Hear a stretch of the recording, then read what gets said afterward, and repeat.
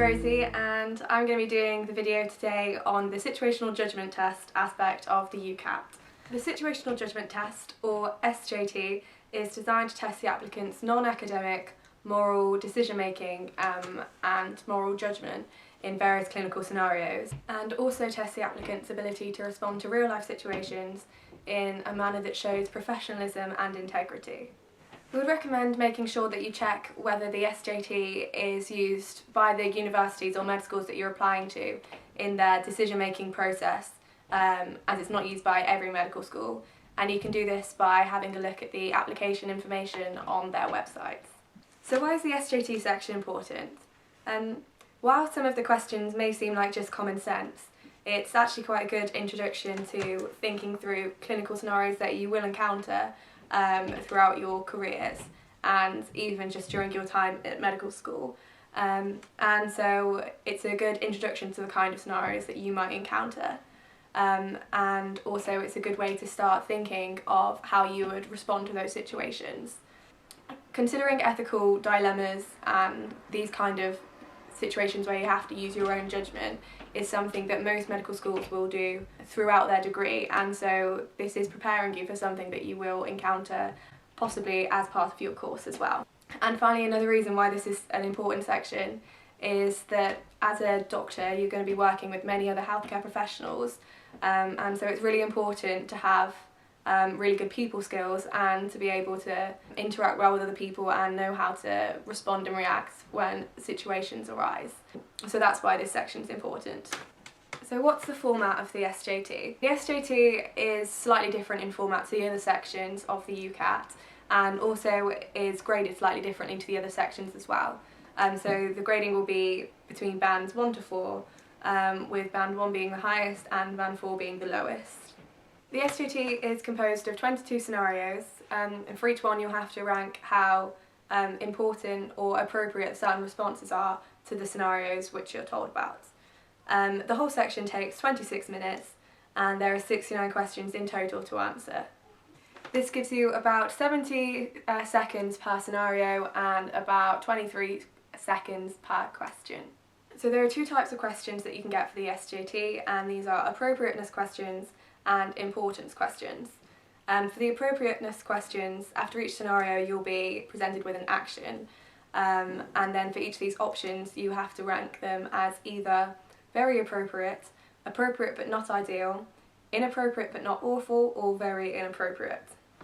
For the importance questions, the candidate will be asked to rank the importance of carrying out an action after the scenario, going from very important to not important at all. And for these questions the candidate may be answering as the responder or as a different healthcare professional, and so it's really important that you make sure that you thoroughly read the question so that you know who you're meant to be responding as in relation to the scenario that you've been given. Also, a statement of appropriateness or importance can be used more than once or not at all, which I'll explain further using some of the examples which are to follow. So now let's go through an example of an appropriateness question. The example I'm going to go through is a question taken from the UCAT website, and there are more examples on there if you want to go and have a look yourself. Natasha, a fourth year medical student, is on a clinical placement in the accident and emergency department.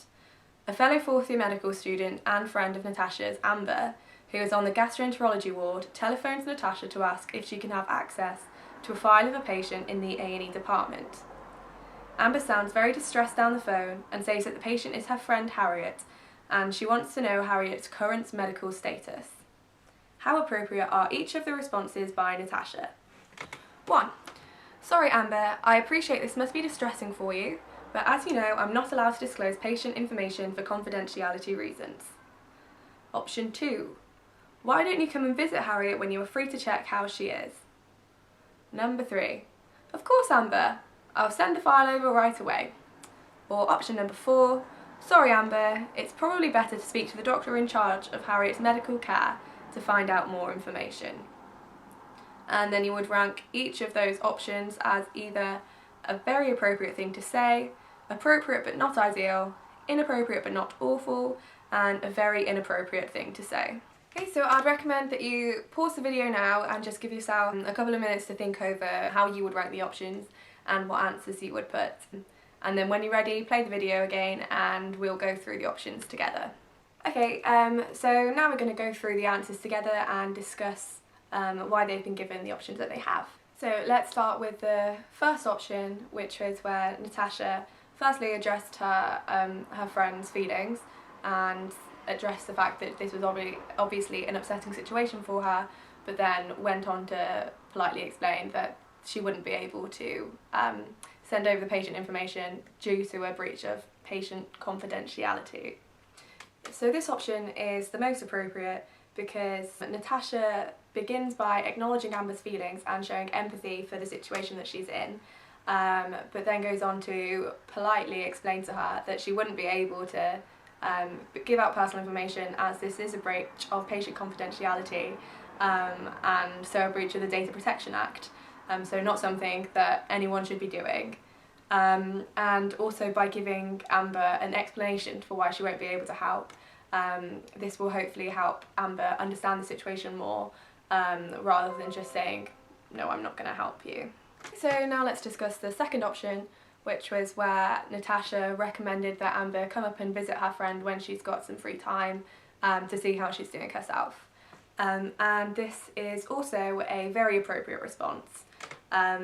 So this is because this offers a practical solution to address Amber's worry, but without having to give out any patient information or breach any patient confidentiality.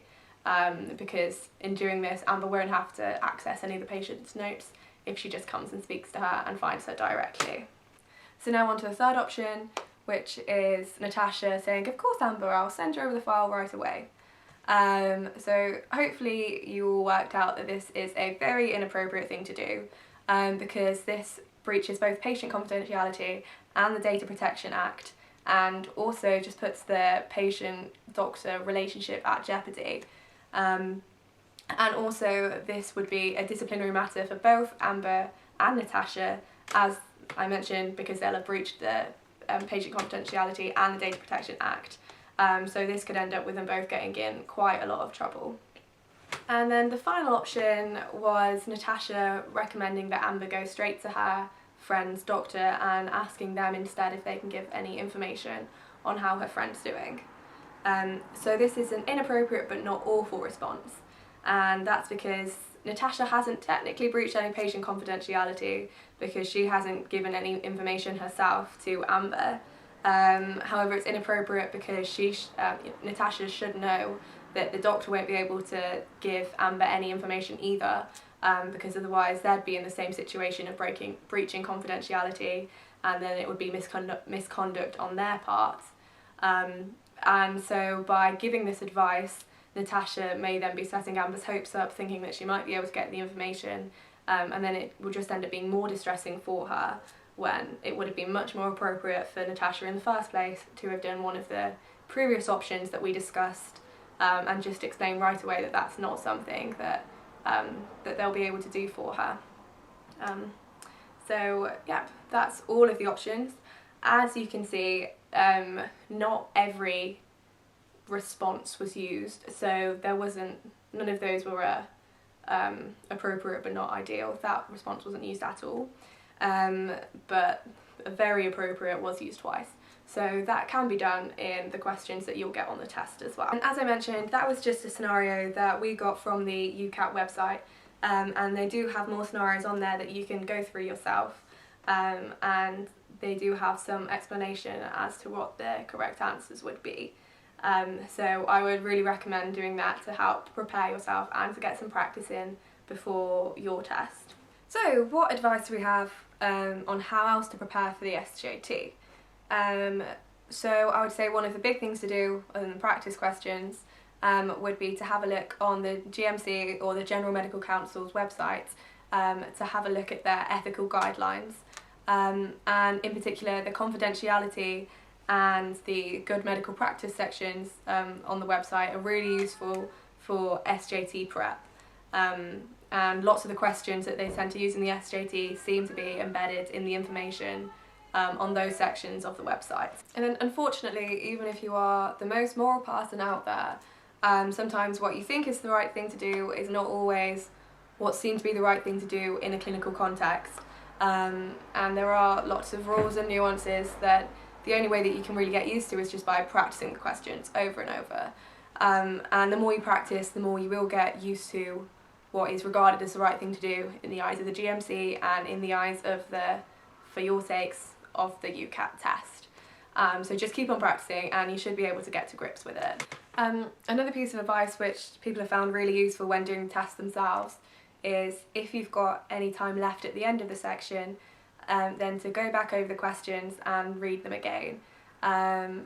It's just really useful to have a fresh set of eyes on the scenario because the scenarios can be really quite complex, and so having a second look might slightly change your opinion or change your point of view. So don't be afraid to go back, read it again, reassess and change your answers if necessary. But I think if you've got some time left, it is a really useful thing to do, just to have a second look and make sure that you're happy with the answers that you've given. And now I'm going to go through some more general pointers and a bit more of general advice for answering the questions. So the first pointer, a good rule of thumb is to always, when looking at the responses and looking at your options, to go from the response that's the least intense and then build your way up from there.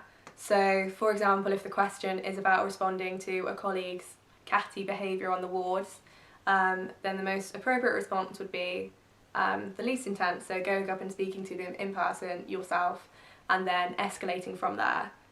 So it wouldn't be appropriate normally to go straight to the top levels, so going straight to the consultant or straight to management, and that does tend to be the trend for lots of questions. So have a look out for those ones. Secondly, in any ethical situation, ignoring the situation is always the least appropriate response. So for example, if the question's about seeing a colleague neglecting a patient, then saying you'll ignore it, it's not my business, let someone else deal with it, that's always the least appropriate. You always have to respond in some way to an ethical situation. Next, the safety and the comfort of the patient is always a really important consideration. So if the question is asking about something which will or has the potential to impact on the patient's safety, then it's always going to be very important to address that. So yeah, if it's impacting on their safety or their comfort, the response is always going to be very important. Next, remember that medical students should never assume authority for something that they're legally not able to do. So for example, prescribing medications, students aren't legally allowed to do that. So even if it seems like the question's hinting that you're trying to be helpful by taking initiative and going that step further, if it's illegal or if it's outside of your, as a medical student's, capacities or capabilities, then it would always be very inappropriate. Next, never do anything that might make the patient question the integrity of their healthcare team. So for example, something like confronting a colleague or correcting a colleague's mistakes in front of a patient. So that would always be inappropriate. Next, always try and resolve situations as quickly as possible. So if there's an option for sorting out the situation imminently or quickly, then that's likely to be the most appropriate. Next, if the situation is blatantly illegal, then the most appropriate response will always be to escalate immediately to either your superiors or potentially to the police. But it's always going to be to escalate right away. Next, wherever possible, seeking the advice or the help of your peers is always a very appropriate response. And finally, in questions where patient safety or confidentiality is involved, the options always seem to be, or the options are typically the strongest response. So for example, either very appropriate or very inappropriate. So look out for that if it's a question where the patient's confidentiality or safety is in question. So when you're answering questions in the SJT, always think about what you should do. Sometimes you might think that it's not what you would do personally, so always take the time to think about the questions and think about what's actually the most appropriate response in the eyes of the GMC and also in the eyes of the examiners. So yeah, take a second to work out what is actually the most appropriate and what should be done in that situation. Remember that the SJT questions are designed to test what you would be expected to do as a medical student or a doctor.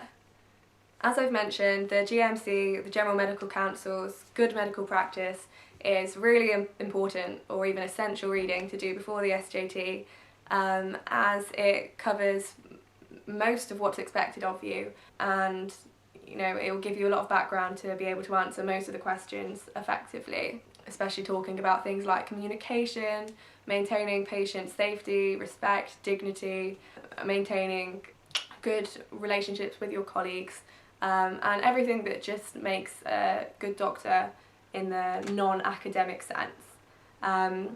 So really do take the time to read it if you can. It's only 80 bullet points, and it's just bullet points and goes through what is expected of you to maintain good medical practice. So that would be really important to read. So yeah, those would be the big two pieces of advice. One would be practice questions, practice questions, practice questions, and two is reading good medical practice and familiarising yourself with those guidelines and those bullet points. So yeah, just really good luck for your exam. Thank you for watching the video. If you've got any more questions about the SJT or about the UCAT in general, then please feel free to message us on our social media. We've also got a UCAT ebook out on our website, and there are other videos for the different sections of the UCAT that you can watch as well. So please look into those resources. And again, thank you very much for watching and best of luck.